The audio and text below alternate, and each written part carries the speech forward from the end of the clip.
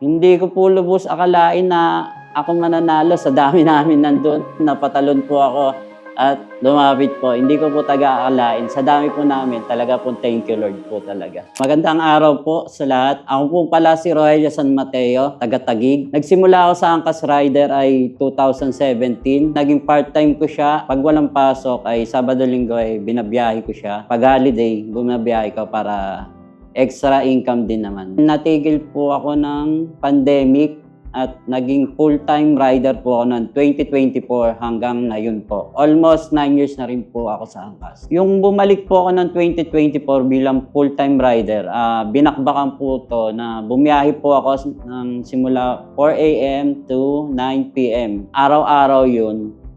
Then hanggang lumabas po yung Drive to Win ni Angkas na pa-contest ay naging top 2 rider po ako niya. Hindi ko po lubos akalain na ako mananalo sa dami namin nandun ng mga all-star po eh. Ang number ko is 433. Last na po ako yun eh. Last draw na yun.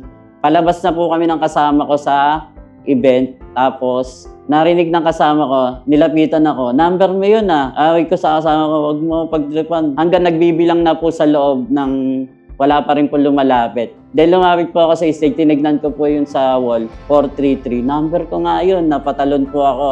At lumapit po, hindi ko po taga-akalain. Sa dami po namin, talaga po thank you Lord po talaga. Ito ay gagamitin ko panghanap buhay, pangpalitan sa motor ko dahil medyo naluluma na rin po yung motor ko po kasi. Sa mga kapwa riders ko dyan, mga kadaks o sa lahat ng MC rider, lagi nating sipagan, mahalin natin yung trabaho natin. Enjoy nyo lang araw-araw. Lahat naman tayo dumadaan sa pagsubok. Lagi lang natin ingatan ang ating mga pasahero. Turing natin silang mga mahal natin sa buhay. Ihatid natin ng maayos at matiwasay saan lang pupuntahan. Bristol Motorcycle, thank you very much po. Maraming salamat po sa suporta sa amin mga biyahero po at sa pinagkaloob niyo po sa aming biyaya. Napakalaking biyaya at malaking tulong po ito. Maraming salamat po.